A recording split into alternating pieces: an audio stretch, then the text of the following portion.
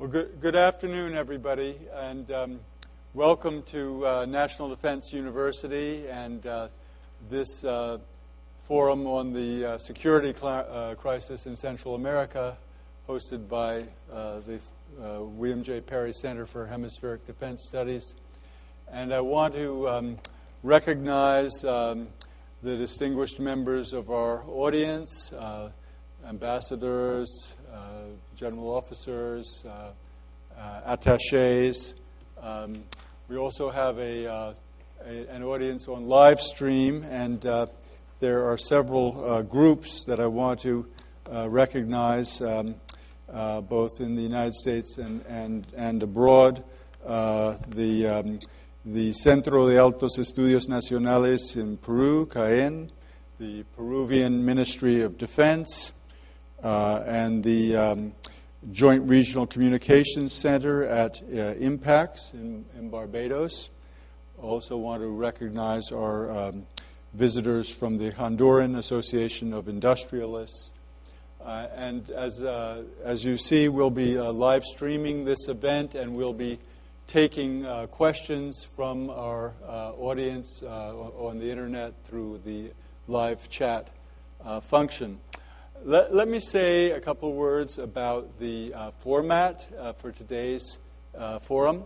We're following the Davos format, which will be as follows. We'll have 10 to 15-minute presentations by each of our panelists, who I will introduce shortly.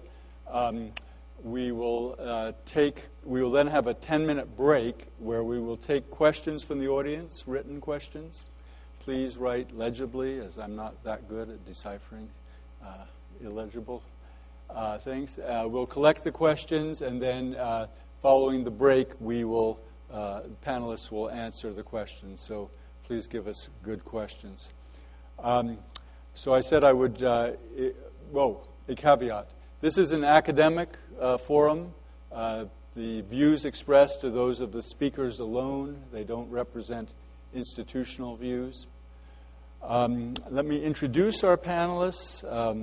Doug Farah is a well-known journalist and academic who has published extensively, and one of his publications, Merchant of Death, about Victor Bout, particularly insightful. We have Dr. Tom Bruneau, who is a distinguished professor emeritus from the Naval Postgraduate School, a former visiting professor at Stanford University, has published on Maras and very extensively on civil-military relations throughout the Western Hemisphere. And we have my friend and colleague, Ambassador Adam Blackwell,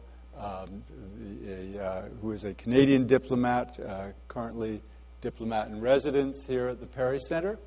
And he is formerly the Assistant Secretary General of the OAS for multidimensional security. Just before I turn the floor over to our panelists, I'd just like to make a couple of comments about the Defense Department interest in having an event like this. One might ask, why is Central America and insecurity, instability in Central America an issue for the Defense Department? And the answer is kind of obvious, but is worth stating, which is that if we have instability in the region, it sets the ground and creates an environment where you have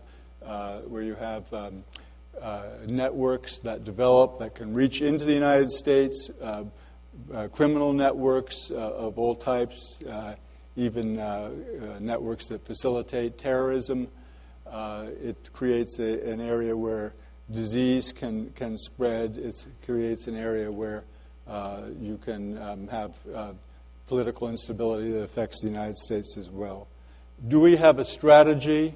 Here, my caveat about being academic particularly applies. We have a strategy, but it's a vague strategy. Its priorities are not clearly defined. and it has not been effective to date. So in particular, there's a lack of unity of effort, which is evident to anybody who has visited Central America. With regard to the strategy, we have ways, there's defense institution building, there's means that are carried out through the Defense Institutional Reform Initiative, through educational courses, through training, through joint exercises. There are activities of military activities and civilian activities built around cooperation. There's international cooperation, U.S.-Colombia Action Plan. There's a U.S.-Canadian work plan. There are international anti-corruption initiatives such as CICIG in Guatemala and MAXI in Honduras.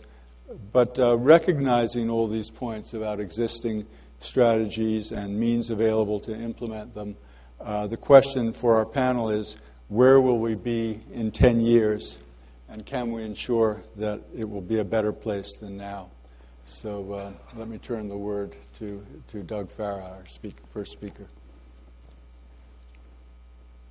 Well, thank you for the introduction, and thank you to the Perry Center for hosting this event. I'm fortunate in that I just spent a day in Guatemala doing a conference that's sort of similar to this, but with about 25 Central American academics. Usually I'm a little alone in my pessimistic view of where the region is going, and I'm often feeling like I should not express how badly I think things are down there. But in this entire conference, we had a day we had academics from the Pedro Marroquin on the right to the National University and the UCA on the other side, and a whole bunch of very good academics there. And we talked all day about the Somaliization of Central America, about the state failure of Central America, about the lack of government control of territory, which became one of the main themes, the territorial control being fundamental. And we discussed a great deal. I've spent a lot of time since the 1990s dealing with gangs and looking at the trend lines. And so I want to talk a little bit about where I think things are to get to where I think things are going. I think with the gangs, particularly what you see in El Salvador now, is a series of wars that are largely unacknowledged. You have the gang-on-gang violence, without doubt. If you've followed the news closely, you've seen in the last couple of days that the gangs have begun doing two things. One, they've declared war on the state. The state has declared war back. And to make their case, the gangs have begun releasing the audios of the negotiations that they held with senior leaders of both the Arena Party on the right and the FMLN Party on the left. And you have, at the same time and simultaneously, one of the initial truce negotiators from the ill-fated truce of 2012 forming a political party, which is essentially the political vehicle for the gangs to enter the political arena.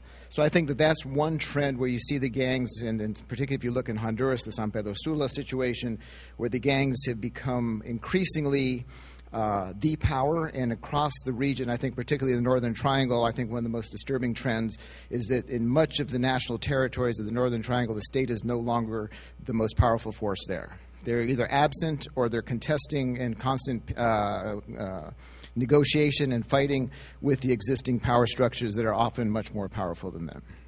The other thing I think that is really dangerous as we go forward in the trend lines I'm seeing is that there is no commonality of agenda anymore between what the Central Americans view as what they need from the United States and what they need for their own political survival or national survival, and what the United States national policy and what our agenda is. And they're running on parallel tracks, and there's very little intersection. What the Central Americans want more than anything is a drop in the violence, the ability to live life semi-normally again, to have some economic growth, etc.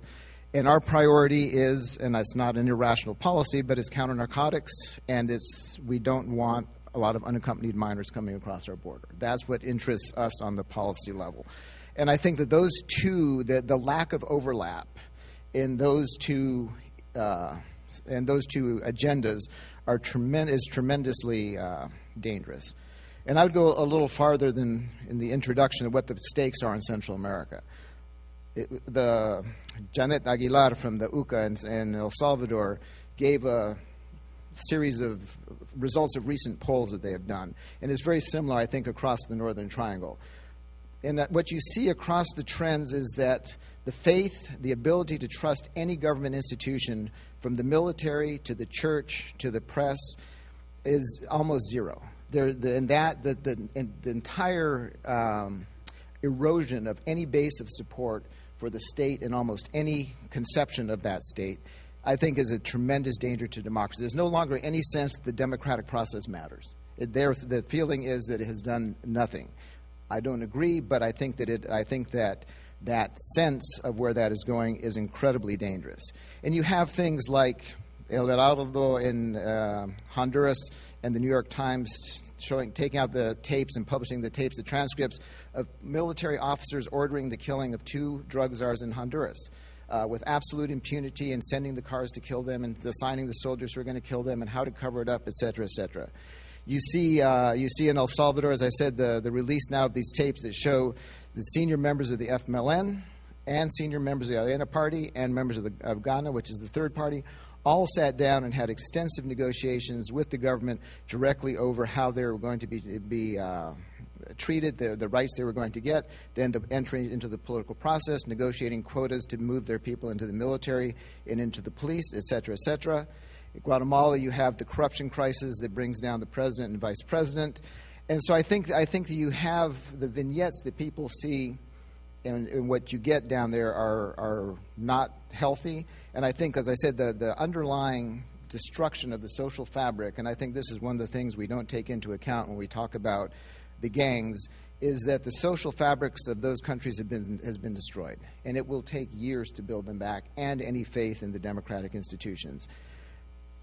And what you see in all of the trend lines that I've been looking at and talking with folks in the last few days in Guatemala is, the concern is that there's no upward trends at all that people are seeing, at least the people I deal with, and what I see when I spend at least a week a month in the region still, and I've been doing it for 30 years, so I have a fairly, I think, good idea of how people are reacting. And it's that utter desperation. 75% of the people in the UCA poll want to leave the country. 75% want to be someplace. I'm surprised in some ways it's not 100%, but there it is. More than 50% support the idea not only of a military coup, but of extrajudicial executions for anyone that they view as gang members or anyone who's outside law. And this is building a tremendous amount of support for an authoritarian solution going forward. And I think that is underappreciated on our side, how bad things are. I mean, I spent a lot of time in San Pedro Sula, and if you talk to people, they get extorted when they get on the bus to go to work in maquilas or whatever. They get extorted when they're on the bus. They get extorted when they get off the bus, and then they get extorted all the way back home while working for less than minimum wage. That is not a sustainable mode of life. And instead of being able to go in El Salvador, you talk to people, you used to be able to ride a bus for 35 minutes to go from point A to point B to work. Now, because you're in a zone that the MS-13 controls, you can't go through a zone that the 18 controls, so you end up taking 4 hours to get to work. And it's completely unsustainable, and you don't make anything in the process. And no jobs are being created, et cetera, et cetera. So I think that there is a downward spiral that is underappreciated, even though we see the results occasionally with the growing trend with the unaccompanied minors. And I think that our solution has been largely to try to do more of the same with a little more money. And I think that in my arguments and my discussions, and I've had them with NSC and many other folks, is that there has to be a different approach. If you look at the results of the CARSI program, and they're certainly not all negative, but during the period of CARSI, all the major indicators became more negative. We put $450 million into the region, and by every measure, we had higher homicides, higher impunity, higher jail overcrowding, worse functioning judicial systems, et cetera. So doubling that is not necessarily going to give you any result except doubling of the negative trends going backwards. If we're going to do exactly the same thing, which is largely And I'm at a loss. People say, what should we do? And I don't know. I wish I were more creative. I wish I had a magnificent brain. I think, the truce in El Salvador, I think, taught us that was the seeds of a lot of the destruction you're seeing now in the region as gangs regrouped, became much more politically formed. And as you see in San Pedro Sula, not only do the gangs control territory, they now control feeding programs for school children. They're using drones to do their own surveillance of where the police are. And they're beginning to think as political creatures. One of the things that was fascinating in the Tuesday conference in Guatemala was the debate we got into of what we should call gangs. People were saying they're not gangs anymore. You've got to stop using that term. One term that gained some currency in that discussion was criminalized militias. I don't know if that's a good term or not, certainly for some of sections of the gangs, because there are many different levels and many different types of gangs, and their relationship to drug trafficking and all is different. But I think we have to get over the idea that you have monolithic gangs and that they are gangs now. I do think you have to begin viewing them as a much different type of threat to the very existence of the states that we're seeing. So going forward, I don't see, and I think one of a lot of positive trends or a way that we're going to get out of this without significantly rethinking who we're giving our money to. I think if you look at the results, they just published a bunch of studies in El Salvador of the results of the Millennium Fund, where most of the people, the highway that was to be built is $420 million of U.S. taxpayer money. The highway was finished, it's in use, and it's only used by narcos because they don't let anybody else use it. Most of the businesses that were founded along the way and took out loans have gone bankrupt, and many of them have had the money that the goods that they bought with the money that they borrowed in the Millennium Fund have been impounded because they couldn't pay the interest because the businesses never grew up along the highway that the narcos now control. So I think that I think our situational awareness of where our money goes and how it's spent needs to be greatly enhanced and greatly changed. And I think to conclude, I think that one of the things I spend a lot of time in Colombia now working with the Colombian Army is that, and I think everybody pretty much agrees, that what changed the dynamic in Colombia, whatever you think of Uribe and many other things, was the political will of the Colombian government to assume the war as their own, put in their own resources, and move the war and under what they wanted to do because they viewed it as their existential threat. And I think that going forward, as we look at Central America, that will is not there. You have in El Salvador, a government that's largely absent in these issues, except now as they go into the war. In Honduras, you see a whole series of other distracting and not unimportant corruption trials, and the rest of the Rosenthals and political families and the constant extradition of major drug traffickers, but other people keep popping up to replace them. And in Guatemala, you see the sort of Guatemalan spring, I think, will probably fairly quickly turn into a Guatemalan fall, if not winter, because the reforms that people marched for and that they used to get Otto Perez and Roxana Baldetti out of office did not result in any real change. It resulted in new elections. And I think that one of the great dangers, as we've seen in Bolivia, that led, I think, to the election of Evo Morales, Venezuela led the election of Hugo Chavez, is that people get tired of voting when nothing changes. When they view the merry-go-round as being the same little circle of people getting elected, and I think one of the truly frightening things, more in El Salvador than anywhere else, is that the historic leadership of the parties, from the FMLN to Arena to Ghana, are the same people who were the historic leaders during the war. For God's sake, it's a long ways back now, right? There's no new generation of leadership coming up there, and I think that's part of the dynamic that drives this downward trend. So I think I think that we're going to see, and I think particularly in El Salvador, you're going to see a really nasty set of wars coming along. I think they're intermingled but separate, and there's not just one war being fought. I think in Honduras you have the abandonment of the border areas and many other places to narcos, and the cities to the gangs. And I feel if I just hadn't been talking with people who were using terms like the Somaliization, I would feel like maybe I was overstating the case of how bad things were. But people said, and I said to them, I'm going to have this conference there. What do you want me to say? And they said, we want you to tell them that the situation has gone from being critical to being on life support for the Northern Triangle. That is how, and this was, as I say, a very broad range of of folks from many different political backgrounds and many different experiences, but all very knowledgeable.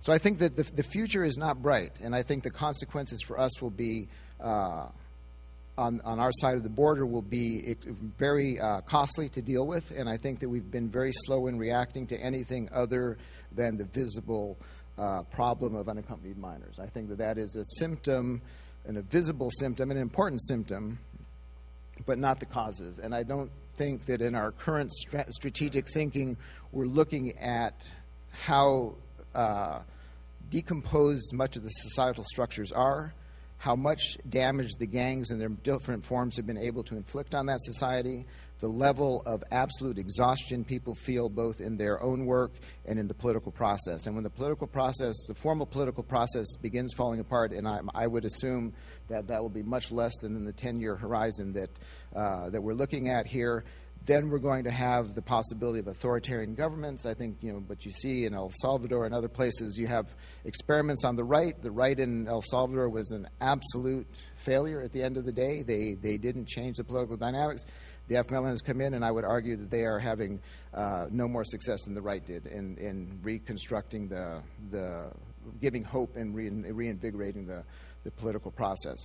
And clearly, we have to be able to work with democratic forces. One of the huge problems that we have now is that there are very few interlocutors that we feel that we can deal with on the ground in any of those countries because the corruption levels are sort of enormously high. And I think that the one sort of sign of life, or the thing that gives me moderate hope, and the thing that has brought some change, is groups like the CICIG in Guatemala. I think that having the new group that they set up in Honduras could work, and it could bring, I think, major changes. I think that corruption and impunity are the two sort of driving forces of a great deal of this. And I think that El Salvador's refusal to accept something like that will be lethal to their ability to deal with the situation of impunity that they're facing. So I think that our efforts need to be, as a U.S. government, on understanding the problem. I think we have to de-emphasize or refocus with the Central Americans on finding some common ground on the agendas that we have with them. Because, like I said, right now there's no overlap. With no overlap in agenda, what do they tell you? We feel abandoned. The United States is doing nothing for us. Well, that's certainly not true. But they do not perceive it because it's not meeting any of their needs. And when you talk to U.S. officials, they say, Central America, we're getting nothing from them. They're not doing anything we're asking them, and it's gotten worse. Well, that's because they don't perceive their self-interest in anything we're asking them to do, and we don't perceive our interest being fulfilled in anything we ask them to do. So I think those parallel strategies have to find some common ground if we're going to move forward. And finally, I think on the problem of the gangs, that there's certainly no silver bullet, no short answer, but we have to begin to think in new and creative ways, including, much differently from the truce in El Salvador, ways to negotiate with the gangs as true political powers and as true military powers, because they control territory, they're heavily armed, they demand loyalty, they have a tax base, they impose their own judicial systems, they're working in their own education systems now, and I think that all of those indicate a level of insurgency that has to be recognized, and as distasteful as it may be to some people, in a transparent, open manner. I think one has to begin considering that the state is not going, there will be no military solution to that problem unless you want to exterminate 200,000 people, which, one, you couldn't do, and two, you might want to think twice about doing. And I'll leave it there. Thank you, Doug. You've certainly painted a somewhat distressing picture as a point of departure. And let me turn the word over to Dr. Bruneau. Tom. Starting from that optimistic note, welcome to everyone from the left coast. Thank you very much for having me here. And just to reemphasize what you said before, I'm speaking for myself at the very, very most, and not the government from which I retired 3 years ago. Doug and I don't have a whole big difference between us. The points that I want to make will also deal with the political will and a different approach, in that I have a pitch to make. So leading into this, I started doing programs in 1996. I just added it up. I guess that's 20 years, actually, in Tegucigalpa. And from there, seeing the emergence of gangs and violence, and doing several programs, generally jointly with my buddy General Getze here, and oftentimes at the behest of Colonel Mark Wilkins, who was the Mill Group commander in both Managua and in Guatemala City.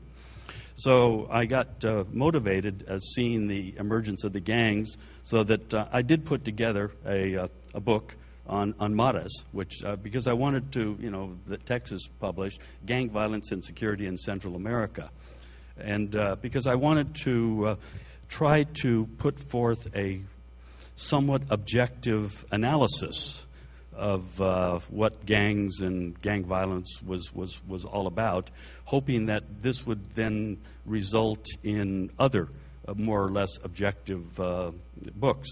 Hopefully Sonia Wolf will produce her book pretty soon, but I must say there hasn't been an awful lot of other stuff coming out. I say somewhat objective because certainly at that time, probably continuing into the present, on the one hand you would have organizations such as Washington Office on Latin America, which is fine, and then on the other hand you would have the FBI and DEA doing things, and never the twain shall meet. I produced a paper, and if any of you want it, just give me your email and I will send it to you. I've been keeping up on this topic because at the Naval Postgraduate School as a contractor, I've now done a course on Central America for our young officers that are going there, including people who work for the Naval Criminal Investigative Service, and then several of my students, several of whom joined the military and became officers, having escaped from gang violence in the United States, in Los Angeles, Southwest LA, or in Texas. And they oftentimes want to do theses on topics of Central America. So I've been able to kind of keep my hand in these types of things. My pitch to the whole thing is, it takes off from what Doug was saying about the very, very high level of violence, the policies, the programs that we've had so far, and Walter made the same point. We use this term strategy again and again, but I think that Olson's got it right from the Wilson Center. There ain't no strategy. There's maybe some kind of programs that are, either USAID or INL or this or that or something else, or drug interdiction, and so, that type of thing. So what got my attention as I was looking through the data was that in Nicaragua, and which is probably maybe a name I shouldn't even use in this city, but I will, that there isn't an issue. The main Maras, Mara Salvatrucha and the 18, they're not there. The homicide rate is very, very low relative to the Northern Triangle. You notice we continue to talk about the Northern Triangle. We don't normally talk about Nicaragua. That what got my attention was, and I have students of mine who are working on this now, that the Sandinistas, especially with the Sandinista defense committees, basically have filled, I'm not saying it's under democratic auspices, but have filled a vacuum. And there aren't kids from Nicaragua at the southern border either. So that there are a number of indicators for me as a social scientist that I look at. I said, well, what's different?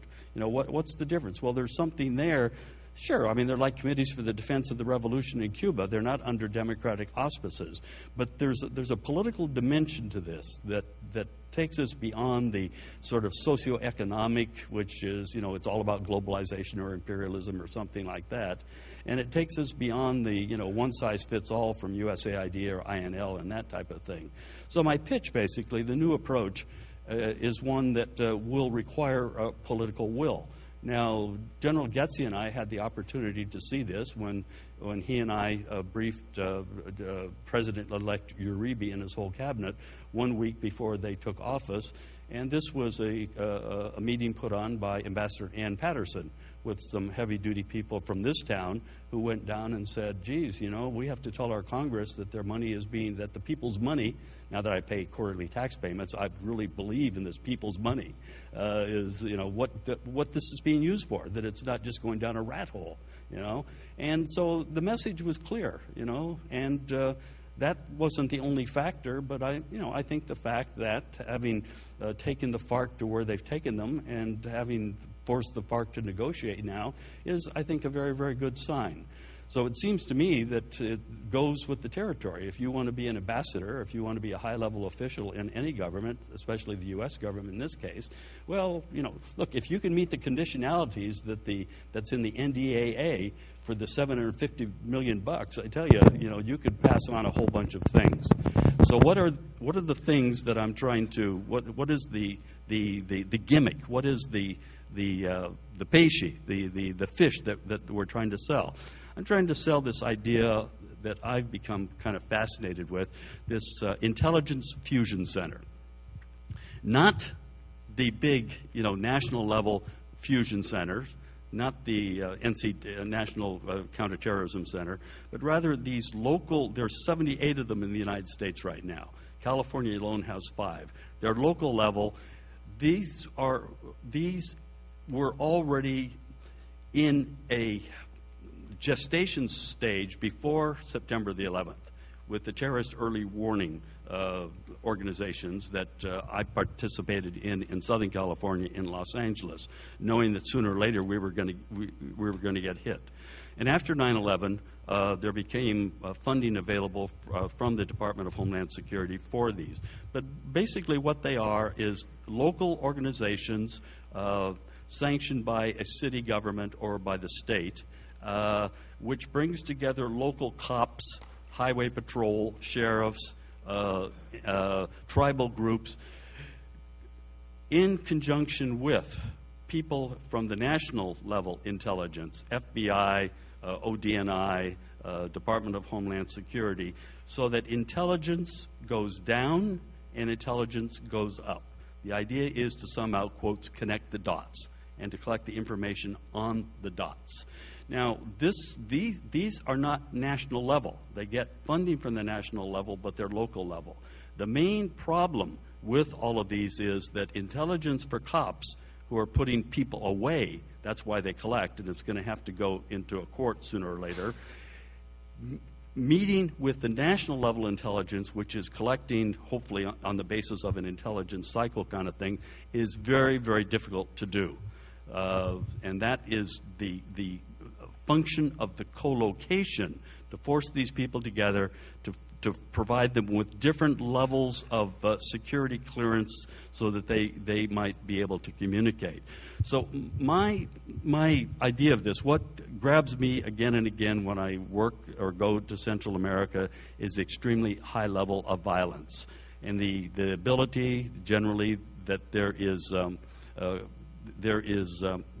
you get away with, literally can get away with murder, impunidad, that is, there's impunity. And the high level of violence is what's driving, the main factor driving kids to our southern border as well. So my aspiration is that a few years ago, when General Getzi and I were in El Salvador, because there had been what was perceived to be a credible threat from Al-Qaeda against the Salvadorans who were with the United States in Iraq, they created a permanent secretariat for the National Security Council, which was bringing, intelligence people, bringing them together with the armed forces and with the Policía Nacional Civil.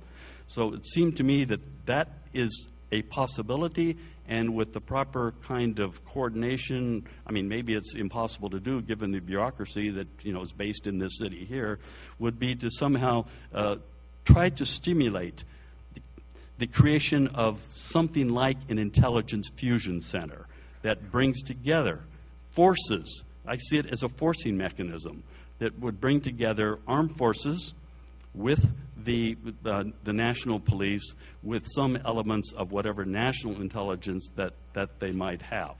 Now, one of the attractions, I think, of this whole model is this is not a creation, and it's not funded by DOD. This is not the militarization of the conflict in Central America. It's rather, these are local organizations. They do receive some fellowship, some types of funding from Department of Homeland Security, but they, while created initially to deal with counterterrorism, they've taken on a color that is appropriate to the all threats, all hazard in different cities. So when I go at the Center for Homeland Defense and Security at the Naval Postgraduate School, twice a year there's a seminar with the leaders of these fusion centers, the intelligence fusion centers. And I could see from Los Angeles, Newark, etc., their main interest is gangs. In other places, it's drugs. In other places, it's arms. In some places, it's counterterrorism.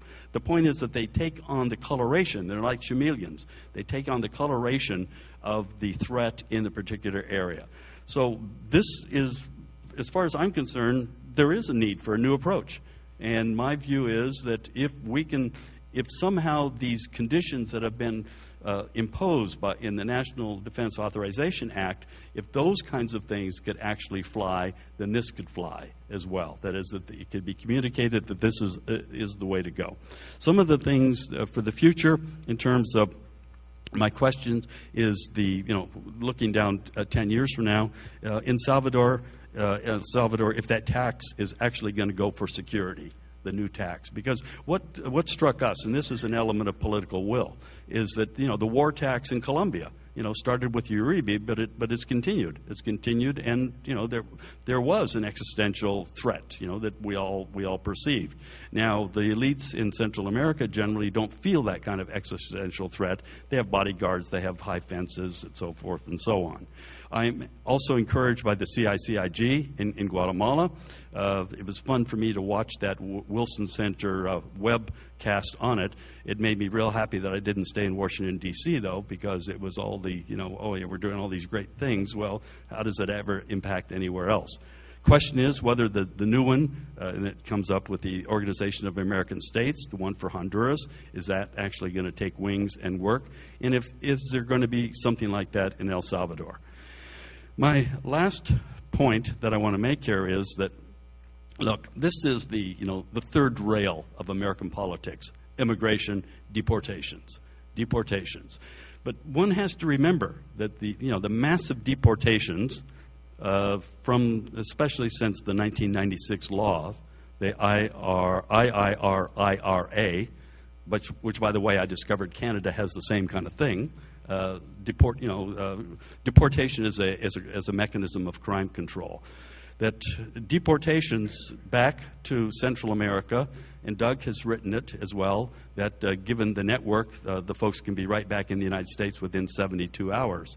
One of my students who escaped gang violence by becoming a Navy, he became a lieutenant, has done a thesis with me on the impact of the deportations to Texas. So if people and all of the books, all of the articles talk about the origins of the Maras in Los Angeles. Well, this thing is now being duplicated in Texas as well, and they're lining up with the Emmy and the Zetas, et cetera, et cetera. So one has to think.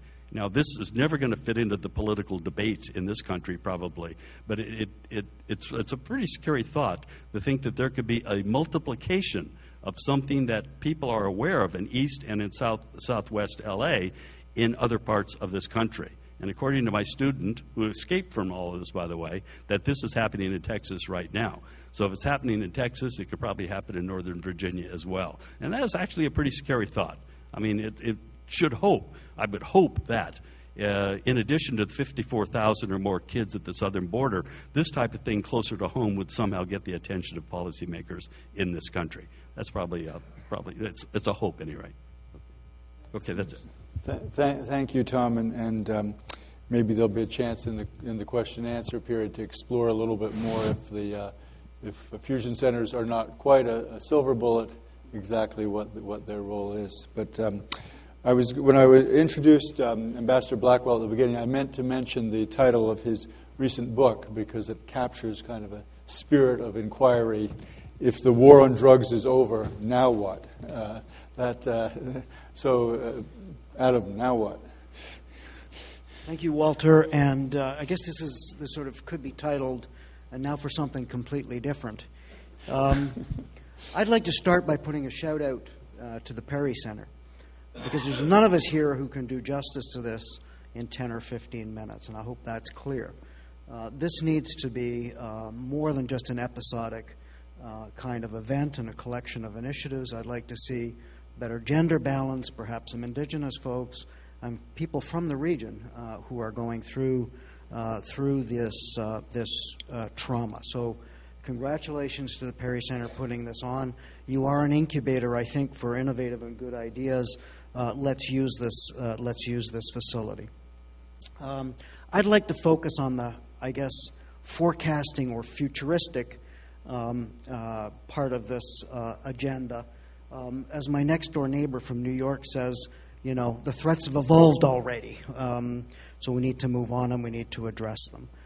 In my view, and I share the views of the folks up here, there's great urgency. We're not talking in the abstract here, but rather societies in distress, real lives and generations lost to either guns or forced migration and displacement. This is the worst conflict not called Syria. To put it in perspective, if you take the homicide rate of El Salvador of over 100 per 100,000 and apply it to the United States, you would be talking about 325,000 homicides a year. Last year in the U.S., despite all of the nasty headlines, there was 15,000. So just imagine the scale of this problem. So while it might sound naive or perhaps Pollyannish, I don't accept this fatalistic sigh that usually accompanies most of these sessions. I'm an optimist, an unsatisfied one, but nonetheless an optimist. So in that spirit, I think we need to start to shape the future in a more positive sense, and it needs to be designed. It's not going to happen by itself. In the last 10 years, and some of you are here, I've come to know the region extremely well, and some of the most resilient and energetic people I have ever met.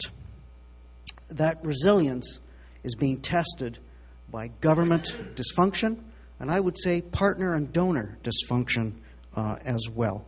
Our job, I don't think, is to pile on, is to repeat the long list of negative information, fall into the capability trap that nothing can be done because. I think it's our job to start working on a more positive, hopeful, and understanding vision. Thanks for the shout-out of the book, Walter, because I do try and deal with some of these things in more detail, because insecurity really is a wicked problem. As I think Doug said, there's no simple, easy solution. Most of these things, frankly, to be understood, need to be unpacked into its component parts to understand this.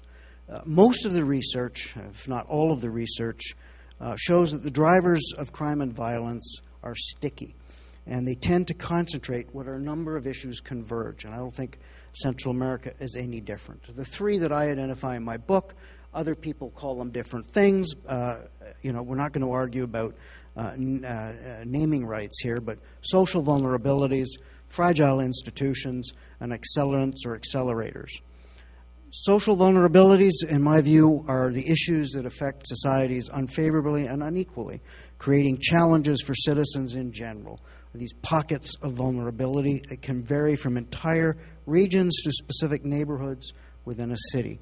In 5 Latin America cities with the highest homicide rates, 50% of the homicides are committed within 1.6 blocks.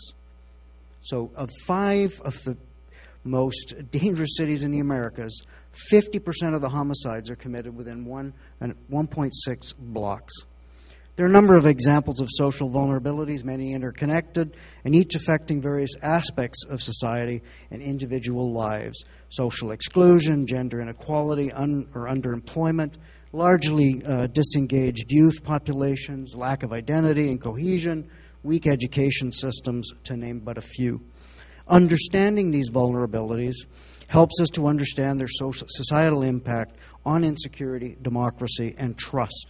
Let's not forget that most of the gangs, as as was pointed out here, started as protection rackets of the diaspora populations in Los Angeles. And I still think of gangs as just a very violent expression of social exclusion. State and institutional fragility. I don't share this concept of failed state. What I think we're talking about here are failed governance, failed institutions. And these have come to reflect ineffective and fragmented services, institutions, and support provided by not just governments, communities, NGOs, private sector, and I would throw in there donors or partners. These weak or non-existent services and support mechanisms compound the vulnerabilities as individuals and societies living on the margins have little or no help or chance of escape, which serves to reinforce distrust, dissatisfaction, and as we saw in the OAS and Latinobarometer polls, a dissatisfaction and unhappiness with democracy. A warning here, though, as I've heard some say, it's not by sending or doubling or tripling bad police that we're going to solve this problem. We need to have effective, credible, legitimate institutions if we're going to deploy more of them. These fragilities highlight the lack of an interconnected system of state infrastructure between services, which I call the public security or human security ecosystem. The inability of the state to deliver and coordinate services and to promote and protect citizen security is the primary impediment to addressing what makes a particular segment of society vulnerable. Where can communities go if they can't depend on the state and other institutions to obtain security, education, health, services, unemployment opportunities? Often they turn to illegal or illegitimate activities, from migration or participation in the illicit economy, to vigilante justice and dependence on gangs for protection. There's also the question has been raised here of how to pay for this ecosystem or how to create these state institutions. Tax collection as a percentage of GDP in the Northern Triangle is 13.5%. In the rest of Latin America, it's 25%. In Canada and the United States, as we all complain, it's a lot higher. So there is an issue about how we actually pay and create these institutions. I brought the El Salvador Peace Process team, mediation team, to Washington. And as part of our outreach, I took them to meet with individuals from Montgomery County's very successful Positive Youth Development Initiative. This initiative is a countywide effort that brings together the police, departments of health, recreation, school, library, and civil society, corrections and civil society organizations on a regular basis to manage gangs and at-risk youth. This is an initiative that roughly follows the focused deterrence framework developed during the Boston ceasefire of the 1990s. These types of initiatives, complemented by cognitive behavior therapy, exist in many jurisdictions and are at the heart of building a coordinated approach to improve effectiveness and positive outcomes. And I should say, everybody says, oh, Montgomery County is one of the wealthiest counties. Well, as was shown to me, they've actually, by coordinating and cooperating across agencies, reduced their expenditures and raised their effectiveness. So this is not just a question of money. The third element here are accelerants. And examples include the presence of gangs, the proliferation of firearms. In the Northern Triangle, 85% of the homicides are committed with a firearm. The global average is 36%. Perhaps, just perhaps, there's a problem there. Domestic abuse, accessibility of drugs and alcohol, and the presence and prevalence of informal and the illicit economy. This kind of monomaniacal focus on UNGAS, which is taking place right now, and the drug conventions, I think is a distraction. There is nothing in the drug conventions today that prohibits governments from creating humane, legitimate, decent public security systems. Absolutely nothing. There are 5,000 drug treatment courts in the United States, which are alternatives to incarceration. They've been working for 20 years. There are equivalent number in Canada. These are institutions and these are approaches that can and do work even with the conventions that we have today. So what can we do about all of this? Well, at the OAS, we developed a methodology to evaluate security sectors of countries and jurisdictions based on the old OECD model of security sector reform and governance. We discovered 4 things in the 10 countries or jurisdictions in which we did this. In most cases, this was the first time that anyone had tried to weave together the institutional fabric of what a public security system looks like. And not surprising, there existed massive differences on rules, roles, and responsibility, and a total lack of horizontal or coordination. Most of the capacity and focus was still centered around, I think Doug mentioned, repression and of the accelerants, and as I mentioned earlier, the traditional war on drug indicators of how much cocaine or whatever has been seized. Prevention, social reinsertion was either an afterthought or being run by church groups or NGOs, or in some cases the same organization that was actually responsible for the police. Go figure.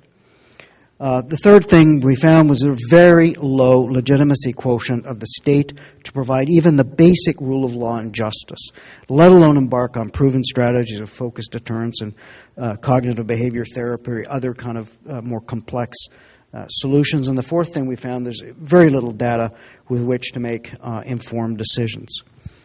Giving this backdrop, how can we define a more positive future? I think the first thing we need to do is recognize that there are, as we've said, I think all three of us, there's no quick fixes. Rebuilding trust and credibility is going to take time and has to be constructed from the ground up.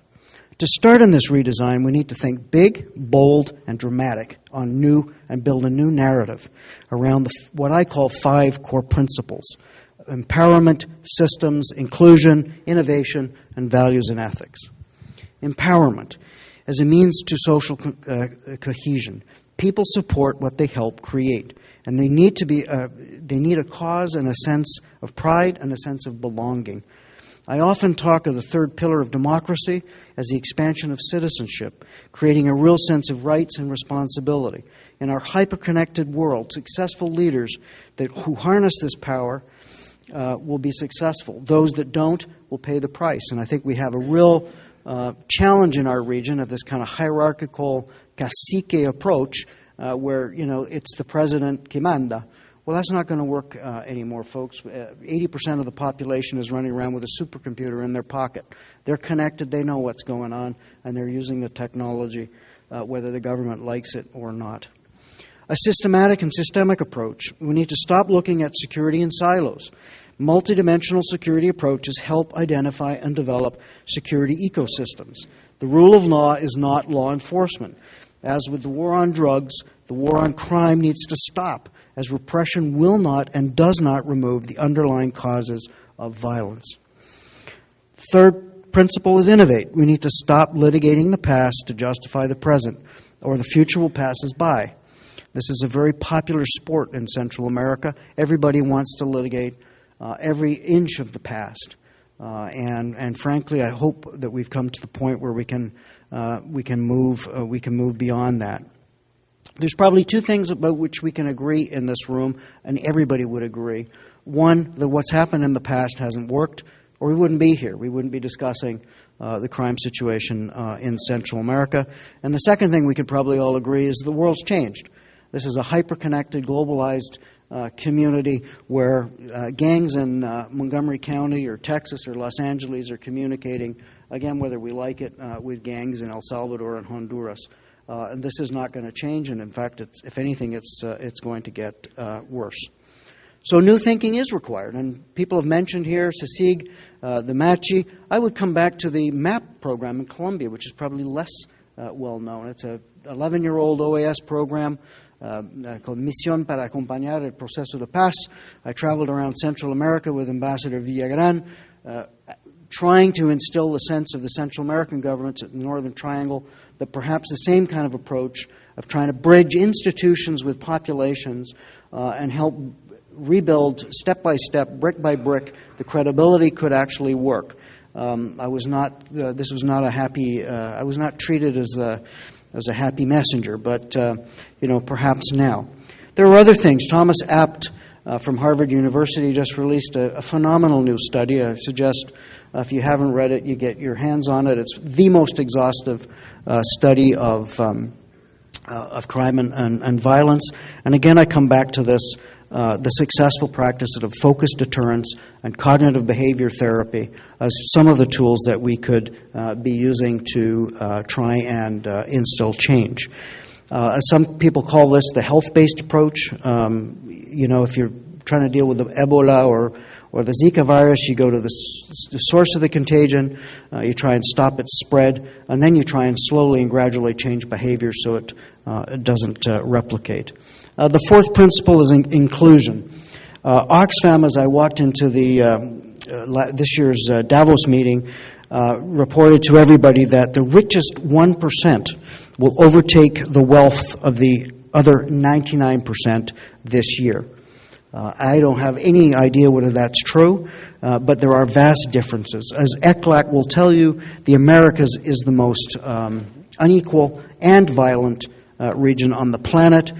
Just maybe, these things are related.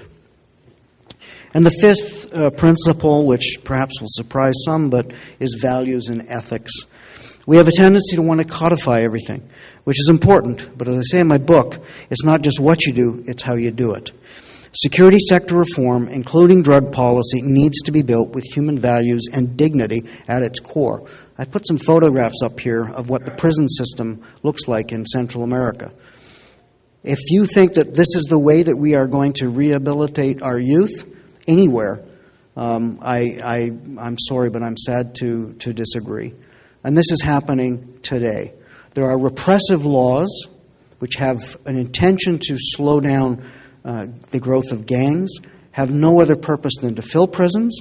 I think we're 300% overpopulated in the prisons in El Salvador, last time I checked, with many kids who've done nothing other than sit on the side of the street in the wrong-looking shorts. I'm not saying there's bad guys out there, but laws of illicit association, for example, do nothing but vacuum up young, throw them in the jail, and they then become entrenched criminals. And as I said at the outset, there's nothing in UNGAS or in the drug conventions that talk about minimum sentencing or harsh sentencing regimes. Nothing. So we need to rethink this, in my humble opinion, from the ground up. Guided by these principles, there's two things I think we could do right away. We need to develop balanced national security strategies through a consultative process, engaging all major political actors across the ideological spectrums, jurisdictions, and civil society.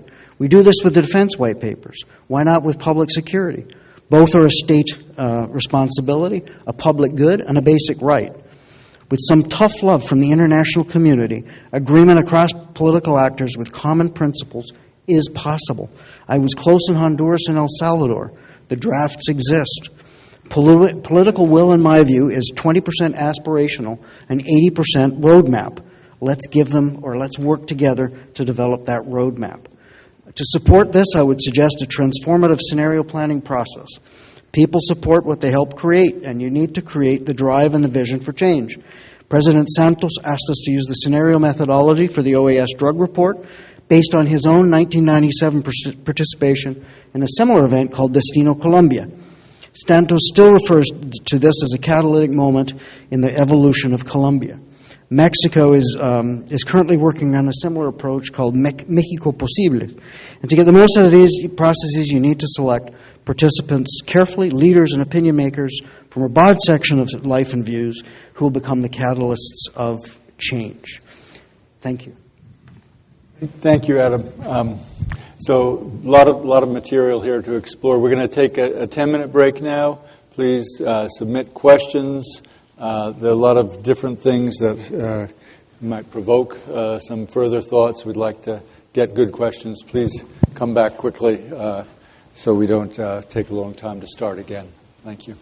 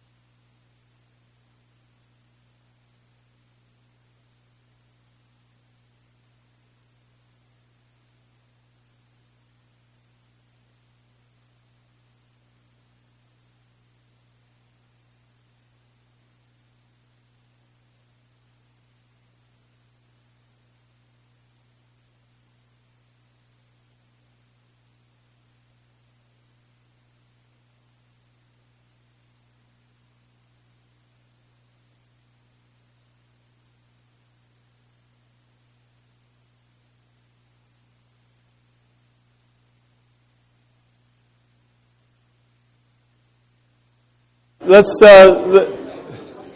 get ready and start again. I've got some questions. I've got enough questions that we're going to run out of time, no doubt. But if we could get back our third panelist.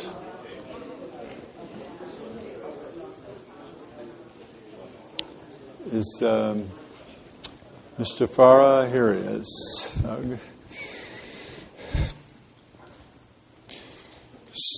So we're going to start off with a question that kind of came in two different forms. First one is from Colonel Fateri from OSD Policy. Question for all the panelists. Do you support the use of the Northern Triangle militaries for internal law enforcement? Depending on your answer, can you explain what major obstacles you foresee if these countries do or do not heed your recommendation? And let me just read a slightly different version of a very similar question. What useful role at this point can the U.S. Department of Defense play in the Northern Triangle, given that all three presidents have chosen to deploy their militaries in internal security? Should the Pentagon assist in training them to perform more effectively and efficiently? So it's about the use of militaries in internal law enforcement. And who would? Sure. Go ahead. I think conceptually, given the limitations of the police inherent abilities in the region, conceptually I'm not against the military participating. I think there are, however, enormous problems with the militaries that exist and those militaries participating. And I think there's also an enormous amount of psychological baggage that comes in the region with the military participating. What you see, as you've seen, I think, in Mexico, is that as the military initially goes into very high approval ratings, and very quickly those approval ratings erode, and one of your main sort of bulwarks of where people look to favorably erodes very quickly. I think the rules of engagement are never clear. The militaries in El Salvador, particularly where I'm more familiar, are not acting as the support for the police, so they often are leading the operations. And I think that in urban settings, with this, in the situations they're in, there's not the discipline, the doctrine, or the mentality, the internal mentality of letting the police be leaders that make it very, very effective. In fact, I think you get a lot of human rights abuses very quickly. And so would the U.S. be dealing with it? I think absolutely. I think the U.S. military's great strength is particularly in the Special Forces community, but in a lot of other communities, is their ability to deal one-on-one with people. I think having dealt extensively with the Colombian military in the 1990s, when I wrote an article and got expelled from the country about how the chairman of the Joint Chiefs of Staff was on the Cali cartel payroll, to dealing with the Army of Colombia today, you can see that armies can be radically and remarkably transformed in a relatively short period of time. So I think that the engagement is necessary. I think that I personally support a lot of the human rights conditionality that goes into people, what units we do support, because I think there's a long history of abuses in those in units that one has to be aware of and who you're dealing with. But it's certainly not all of them, and it's certainly maybe not even the majority of them. And I think the way to instill the doctrine and other things is to work particularly with partners like Colombia and others who have developed different doctrine, but similar doctrine to our own, or have basically the respect for human rights, etc. Instead of doing it all ourselves, I think we can bring in partners who have learned lessons much more recently than we have, in a much more culturally appropriate way, perhaps, but definitely doable. Tom, you want to comment? So I'm looking at this NDAA, and says an additional 50% may only be obligated after the Secretary of State certifies and reports to the appropriate congressional committees that such government is taking effective steps to, and under 9, establish and implement a plan to create a professional, accountable civilian police force and curtail the role of the military in internal policing. So, I mean, that's what the United States Congress is stipulating. My own view, and that's one reason why I come up with this gimmick with these intelligence fusion centers, is that that military, in our case, normally the National Guard, can play a part in the inside, and if the police are doing their job properly, my view right now is, with regard to until this thing with El Salvador that I guess started yesterday, is that the military there is kind of a show of force. And to show the population that the government is in fact serious about things, but it would require the police. This is obviously intelligence-led policing, and it would require the whole security sector, whatever that means, but we could define it, the whole security sector, to be together to bring the various assets that they have. But being on the street and walking around with 50 caliber machine guns and all that doesn't seem to be as much of a solution. Adam, you want to comment? As I describe in my book, there is actually a national security system of which the military are part. And what I think is naive about the congressional caveats is that most of these countries have not invested anything in terms of creating credible police. And as we all point to Colombia as a success story, well, Colombia has, I think if you look at the Latino Barometro polling, the most credible police force in the region, including in many states in the United States. So these things go hand in hand, and I think there are things that the military do very well. We all know what they are: the planning, the logistics, the hierarchy, the structure, the discipline that needs to be transported to the police. But this needs to happen in an organized, I always get in trouble when I use this word, where interoperability between those who are responsible for rule of law and those who are responsible for the use of force. Why? Because we want to take these people to court. We want the criminal justice system at the end of the day to work. And if you don't have the legal framework at the beginning, it's pretty hard to have a legal outcome at the end. So I think these things have to work in parallel, and I think that this kind of interoperability needs to be incredibly well designed. I mean, intelligence fusion centers could be one way of skirting this, but we need to get on with it, as they say in Spanish, job. Okay. Passing to quite a different aspect of the problem, a question coming in from the live chat from Carlos watching at Fort Bragg, North Carolina, and this kind of mirrors a question I have. If the issue is the lack of transparency, lack of governance, corruption, and impunity, and the U.S. could find democratic groups negotiating with the gangs, what is your opinion if gangs and legitimate government institutions can work together on nation-building projects? And so my corollary to that is, are there interlocutors on the gang side who are trustworthy? That's an incredibly loaded question, because that begs to the question of legitimacy of government actors, and I mean no disrespect to my colleagues in Central America, but far too often we've seen a carousel of security ministers, justice ministers, police chiefs, strategies, activities. There's been no kind of consistent approach. On the other hand, I think that in any conflict, and as I was saying in the break, conflict mediation or strategies, would fill this room. There's a lot of literature out there. There is a lot of experience, my own experience in Africa. You've got to, the trust factor in terms of dealing with combatants is absolutely essential. And if you undermine, as the negotiator or the mediator, either or, you're going to end up with even a worse mess. So if you undermine the leader of a gang, you're going to have, which is what happened in El Salvador, you're going to have fragmentation of leadership, and you're going to have an even more violent problem.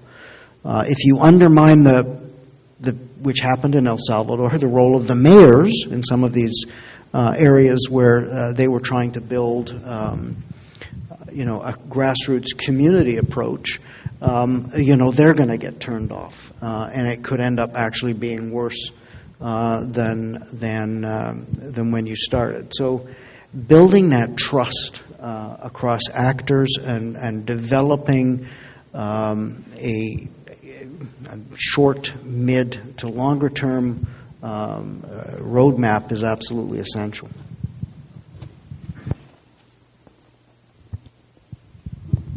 Well, Joe, I know Doug's going to say something about this. I talked with Minister Mungia Pais at the time of the truce. Of course, he said the government didn't have anything to do with it. But at any rate, he had the assumption of hierarchy. And it seems to me, it's the question, ki manda ki. So, the thing is, if there's not a hierarchy where the top is telling, others what to do, then, who are you going to negotiate with?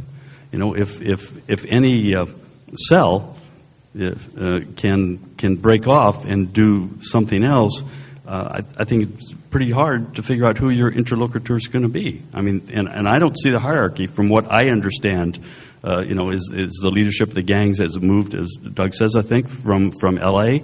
down to the prisons in San Salvador. Is it moved? I don't know, Texas. I don't know. So so my answer to that is no, because I don't know who the interlocutors would be. I don't think finding the interlocutors would be hard with the gangs. I think you have fairly well defined with the MS-13 and then the 18 Sureños and the 18 Revolucionarios, and they talk to each other. They have negotiated or have talked to each other in the last couple of weeks to form a common front against what they view as the military, the government's oncoming offensive, which was launched yesterday, and they have put out joint documents on what their response will be, how the FMLN will not be allowed in their territories, etc. So I don't think finding the interlocutors is that difficult. I think what the huge problems you have is it's not going to be too dissimilar to what Colombia is going to experience as the FARC goes into this post-conflict era, is that once something's negotiated, especially the way it happened in El Salvador in the 2012 truce, where the upper echelon, I was talking to the people on the street all the time, and sometimes in the prison, they were not opposed to the leadership negotiating a peace, with the truce or whatever they were doing. What they were really, really furious about, and what they're now saying in their communiques as they come out, is that their upper leadership was stealing all the resources that the government was putting in, while the government was denying they were giving any resources into it. And they weren't pissed off that stuff had happened. They were pissed off that the gang laws had been violated, that those goods were not being shared. And you say, well, how do you know? How do you know that they're taking money? They say, because we live in the same communities. We see the 40-inch TVs being bought. We see the new cars their families are buying. I mean, we're not stupid, right?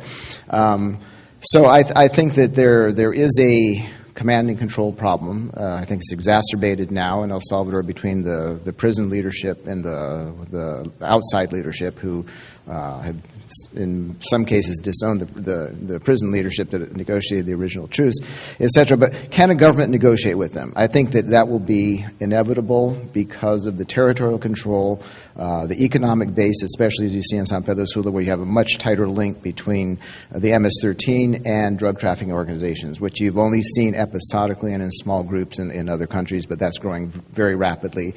And the money is visible, and the money and how the gangs are choosing to administer that money in San Pedro Sula is fascinating, because the first thing they did was stop extorting the people in their own neighborhoods. And that caused this enormous, and I was joking with the gang guys, it's like if someone beats his wife and then you stop beating your girlfriend, she suddenly says, oh, he loves me, he stopped hitting me. Well, that's what you guys did to the neighborhoods, right? You've been beating them for years with extortion. You stop and they're like, oh, these gangs are so great now, they don't extort us. But they took the drug money and they started doing a lot of different things, including lunch feeding programs for school children. Something the state had never done. And it wasn't much. It's a sopa magi bowl and some bread or something. So can you negotiate? As those groups gain control, you'll have to negotiate with them, because you can't kill them. And you can't disarticulate their structures. They're too culturally embedded, and they have their own culture so deeply embedded within themselves. One of the fascinating things in the new gang leadership as it emerges, they don't want to be called gangs anymore. I talked about what we want to call them. They ask people, including me, to call them La Familia now. Don't call us pandillas. Somos La Familia. Like, okay. In San Pedro Sula, they painted over their own graffiti because that's something like from the earlier generations. That's kids stuff now. We are not that group anymore. As those groups develop politically, there will have to be, and I think a democratic government in a transparent manner, in ways in which citizens feel empowered and victims feel empowered. I think one of the huge issues that have, came to light in El Salvador was that the victims didn't feel they were being consulted at all. It's like, all these benefits to these guys, and what about everybody that we killed? And it's not dissimilar to what's happening in Colombia, where there's a lot of discontent over the peace process because the FARC leadership is going to go free. And what about us, right? But at some point, you have to be able to reach, and there has to be, as Adam said, a basis of trust. And I think that basis of trust was not there in 2012. And I think the next folks that have to do it will have to do it in a much different way, but I think it's going to be inevitable. Adam, did you want to come back? Yeah, I'd just like to say that, I find it odd that the government of El Salvador would still say that they were not supportive of this. The OAS signed an agreement with them, which was certified by President Funes, who designated formally, in a formal document, which is still on the OAS website, Minister Munguia Paez as the representative of the government of El Salvador. We did have meetings with all of the gang leaders in one place, which was actually unique. And we also had a separate meeting with all of the gang leaders from that were outside of the prison, from Honduras, El Salvador, and Guatemala, in a little cubbyhole somewhere. The reality is, and again, I don't want to litigate the past, but initiatives that have worked in Los Angeles, if you look at what the gang violence reduction strategy in Los Angeles did, which is where many of these gangs started, there is a way to do this. Unfortunately, if you look at in Los Angeles, they haven't been able to limit the extortions, but they have been able to drop the homicide rate and the high retaliation rate significantly. And I think that there are initiatives that need to be looked at that have worked elsewhere. There's no guarantee they're going to work in El Salvador, Honduras, or Guatemala, but there are initiatives that have worked that have certain evidence behind them. Well, let me just follow on, because this is a pretty complex question. Elga Cuellar Marcelli from El Salvador is asking the panelists, what factors are key to avoiding the criminalization of social policy? Should social policy be used instead of criminal policy? And I think the implication here is that as you work with gangs in different contexts, not just as criminals but as potential partners, maybe that doesn't reduce criminal activity, maybe it just spreads it into additional areas. Again, it is a wicked problem. This is a very complex environment. But the thing that struck me about El Salvador, Honduras, and Guatemala, going to the gang communities, is these are communities. We took an international group to the communities of the three largest gangs. And you've got mothers, fathers, grandmothers, sisters, aunts, uncles. In fact, our breakthrough came when we started dealing with the mothers, the women. Because one of the mothers said to me, I asked where all the men were, and she said, well, they're either dead, in hiding, or in jail. Which is, if you look at the numbers of homicides, the proportion of young males between, I think it's 15 and 29, is something like 80%. And the frustration I had with the designation that the U.S. and other governments puts on certain types of people, they are bad guys. But does that mean you're condemning the community to receive no assistance from donors, or are you telling that community they can't have regular government services and and inclusion. I mean, and this is a huge challenge because, as you see in the photographs, there are children, there are mothers, there are aunts, there are uncles, there are kids who haven't joined gangs yet. There are people who want to leave. I don't think anybody ever leaves one of these gangs, but there are people who want to be passive, if you will, in terms of the gang culture, that have no other alternative because they've been boxed into these holes. So, no, we don't want to criminalize social policy. We need to understand, as I tried to do with my frameworking, the social vulnerabilities.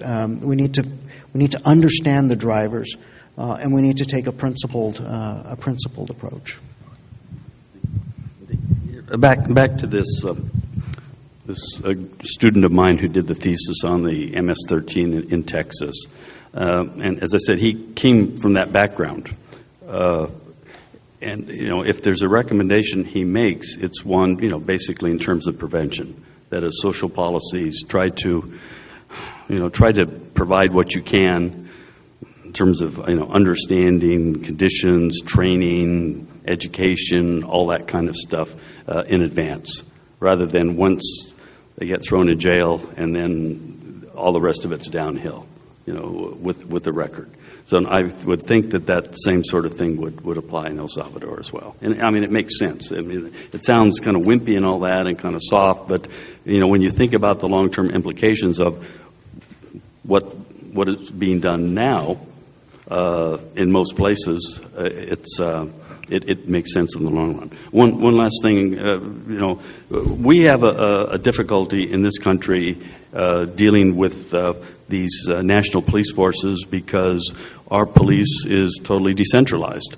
So we're talking about the L.A. police or the San Jose police vis-a-vis the police in San Pedro Sula or something like that. We don't really have a national police force to be able. Like the Guardia Civil or whatever from Spain could do some of this training, but we don't have that kind of thing. We have ILEA, but that's not the same sort of thing, in San Salvador. And that is, I think, a problem we have in a bureaucratic problem, which is pretty serious. I would just say that it seems to me, in my experience in the gang-held territories, that the state does very little that's useful, but there are many other organizations, primarily faith-based organizations, that do a great deal. And I think that is the government's. You can't. I think the government should be very, very careful, and there's a tendency to want to do this, is to criminalize NGOs and church groups that are in those areas. But if you look at the folks who really operate in those areas effectively and do what little prevention and stuff is being done, it's almost entirely faith-based, or other, not all faith-based, but some of the, and other groups. So I don't think the government necessarily has to do it, but I think that allowing people who know what they're doing to do it is a tremendously powerful tool. And going to something that Adam said, one of the things that cracked me up was, only because I was there and it was so sad, when the Treasury designated MS-13. And the MS-13 was thrilled. Oh my God, we're important enough to be designated by the Department of State. And then when the Salvadoran Constitutional Sala de lo Constitucional, the Supreme Court declared them terrorists, they're like, oh my God, now we're terrorists too. Like let's act like terrorists. And no, that's what they said. That's what they were saying. Oh, now we can be terrorists. This is great. So I think you have to be very careful they will rise to the status you give them. And that is a tremendously dangerous thing. And I understand the impulse to say, let's do it. And I talked a lot with OFAC when they were going to designate the MS-13, suggesting they not do it for a variety of reasons. And I think that ultimately, they not because they're not worthy of designation. I think that it just was something that didn't need to happen at that time. But I think that yes, if you do that, then you cut off your ability to deal with them in any form. There are unexpected consequences. Let me move to another question. So, in light of all this, Jessica Soto from Southern Pulse asks, are there prophylactic measures that Nicaragua, Panama, Costa Rica, or even safer parts of the Northern Triangle should take to prevent an epidemic of violence? That is, does this lead you to conclusions about what to do to prevent the violence from spreading further? I mean, I don't think there's any kind of medicine one can take to avoid these challenges, but I think we can look at some of the successful practices. Costa Rica being one of them. Let's look at the investment Costa Rica makes in education. Let's look at how Costa Rica deals with early childhood engagement in education. Let's look at the social policies. Let's look at the tax system. Let's look at the policing structure. I'm not saying it's perfect in Costa Rica, but the outcomes are better. Let's look at Colombia and the challenges they face. I'm very proud of this initiative, the MAP Colombia. I think it's one way of embedding legitimate actors in communities where the government nor necessarily the individuals have much credibility or faith in each other as civil servants or providers of services. So I don't think there's any magic solution here. The reason I try and look at these frameworks is because I think if you do that and you sort of deconstruct some of these challenges, and you see countries that are investing to eliminate what makes people vulnerable. You look at countries that are trying to build credible, legitimate, respected institutions, and are focusing on dealing with the accelerants in a humane way. I think you'll find those areas where there's a more successful or happier outcome. If, having put this book together and spoken with a bunch of the people who work on this stuff in the region, if there's one thing that everyone agrees on is what you shouldn't do is implement mano dura. So that I think that Nicaragua didn't have to do that because they already controlled areas through their Sandinista defense committees. So I think one can learn the lesson of what doesn't work, but which is politically, of course, popular, which is mano dura. And so that's why I come up with this intelligence fusion center as a way to, back to what you said before, 50% of the homicides take place in 1.5 blocks in certain cities. Then you focus on the 1.5 blocks. That's what you do, and you deal with that in an intelligent way, rather than just picking up people here and there and everywhere because of their age or what they're wearing or whatever, and throw them in prison, which is then a finishing school, and you're a criminal or a gang member for the rest of your life. So, I mean, that's the way I would go on this. And it's smart as opposed to dumb. I think there are a couple of things very concretely that can be done, and I think Costa Rica is probably best positioned. I think Nicaragua, because of its authoritarianism, is positioned to do things outside of what one would consider a democratic framework, but nonetheless successful. And the first one is, I think you have to attack corruption. I think if the Costa Ricans want to avoid what's coming down, they have to maintain and strengthen their judicial structures that will allow them to avoid corruption. I think in Nicaragua, Daniel has done the opposite, which is take over all the corruption, centralize it around himself and his family, and that's equally effective, although it may be a different way. I think the one thing we know about and the rule of law, I think the rule of law goes hand in hand with that. If you have to be able to hold your people accountable, particularly your people in public office, and keep some faith in your democratic systems. And the one thing you know with absolute certainty, because they talk about it all the time, is that the gangs are trying very, very hard to move into Nicaragua, Costa Rica, and the rest of the region. So I think border control and territorial control are incredibly important. I think, again, the Sandinistas have done that very well with a variety of methods. Costa Rica has not. Costa Rica has really, really poor border controls, and they are becoming, and they talk about it all the time, and they're scared, and I think rightly so in my conversations with them. They are aware that they are losing a lot of ground very quickly, and partly, and I said this not in jest, but I mean it's in solidarity, their problem is that they're a democracy, which means they have to pass laws through Congress and then sign into law. Well, the narcos are moving at warp speed and setting up and doing stuff, and the gangs are trying to come in and all that. And they don't go through the formalities of that. So I think that, in my mind, Costa Rica, because of its democratic tradition, is actually most at risk because it's trying to do things the right way. And that is, I think, ironic, but I think they have to do it, and I think they understand that they need to do it. And I think that as they strengthen their own internal controls and structures, that they have a reasonably good chance of keeping the worst elements from coming to light there, too. We're not going to have time to get through all the questions, I'm sorry. Let me just try to combine a couple of questions here in one last round.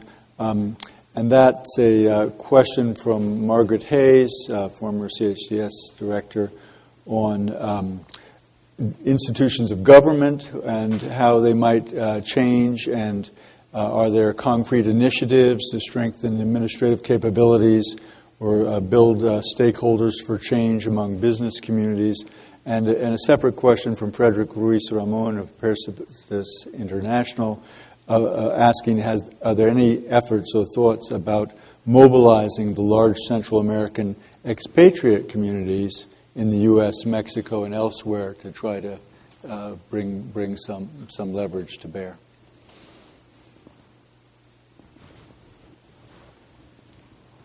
Good question, Margaret. Again, I think two things, and some of my colleagues from countries here are going to be angry with me, but I think we're in a period now where we need some tough love. We need to work, obviously, with our partners, and I think President Obama said it in the first summit I attended, I want to make policy with you, not for you. But I do really believe that we've reached a point now where we can no longer improvise in terms of creating a citizen security or public security system. And I really think that there are countries out there that are willing to understand and work with us to define what a security system would look like. Who are the actors that should be part of that system? Why should they be part of that system? And how do they operate? From budgets, laws, procedures, processes, regulations, etc. Map it out and work with folks to build it. All of these kind of episodic training sessions, which I'll be honest with you, Canada has wasted millions of dollars in trying to train the police in Guatemala by sending the Royal Canadian Mounted Police. That's not going to work, folks. That's a feel-good thing. It's a bum in a chair, and everybody's happy and can tick the box. The really hard-edged institution building is tough. It's long-term.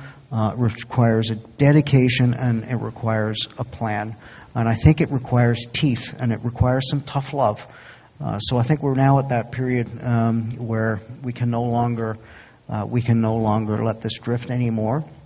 Where you are going to have, we do have conflict. By any definition, we're in a conflict situation, and you're going to have displacement.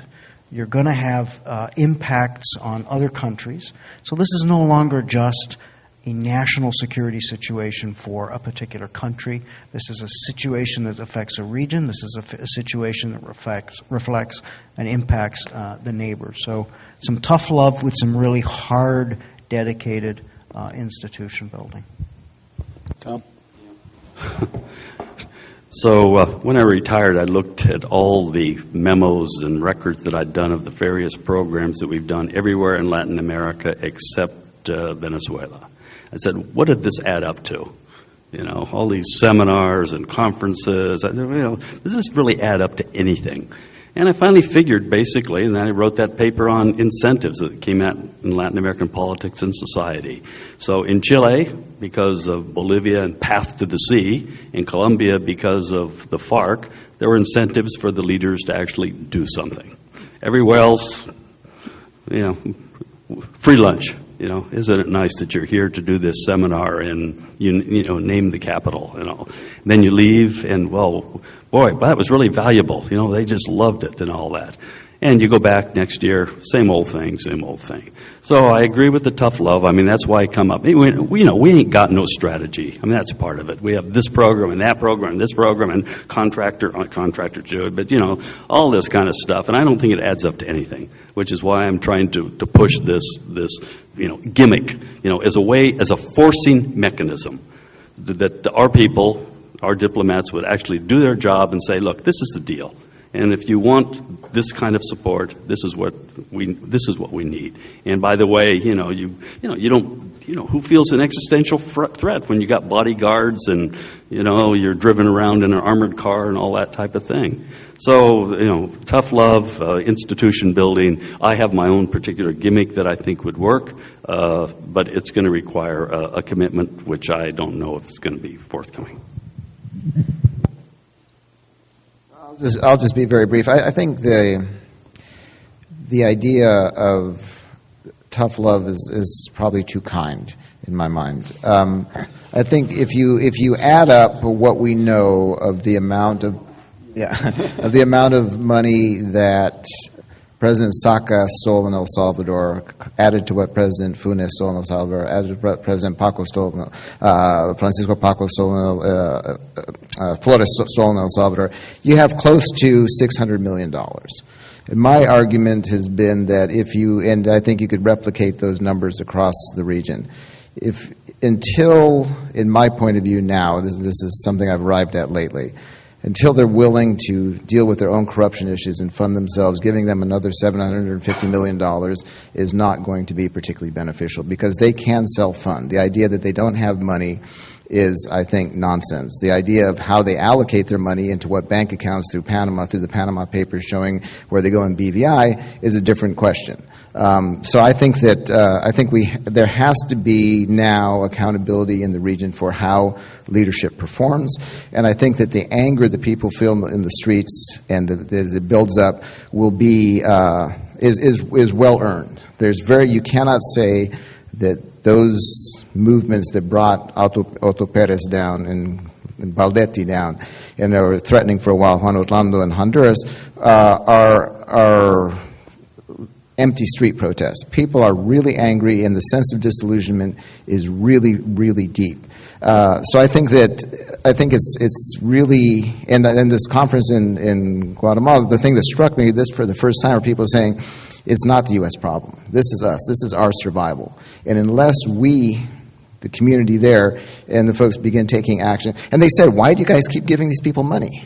Why? They've stolen all of it. Why do you keep giving them more money? And I think that that's probably not true. I think some of the money wasn't stolen. But I think that perception coming from the region is are you guys nuts?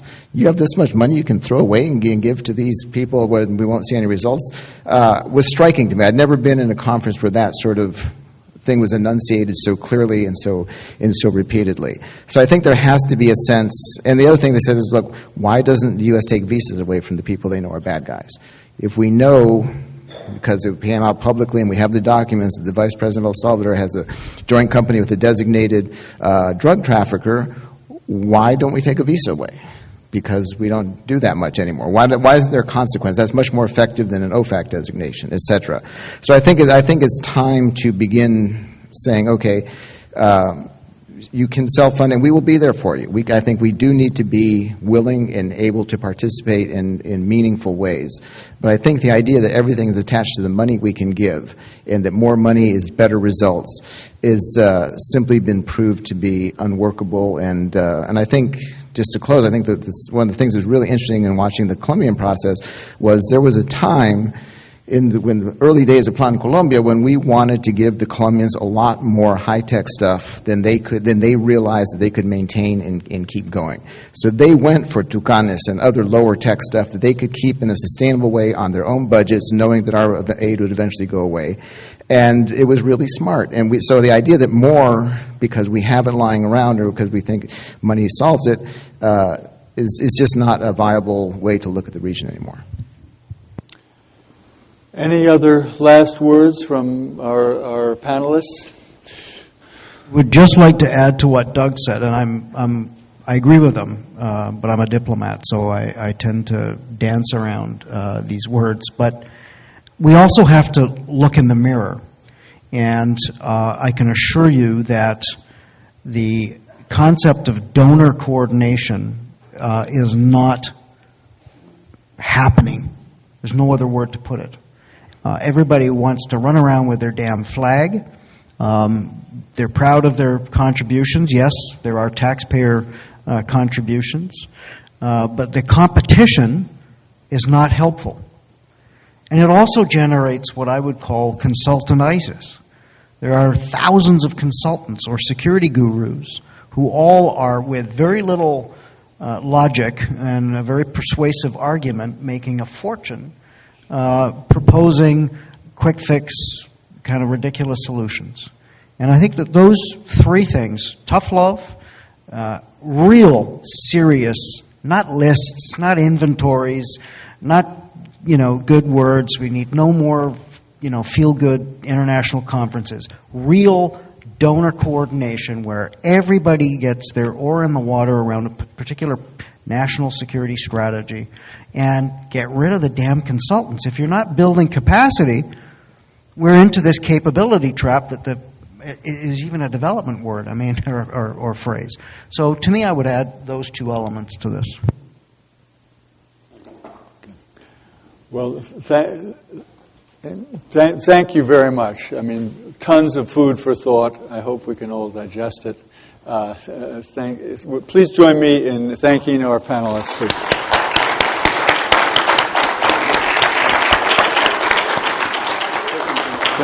Thank you all for being here today.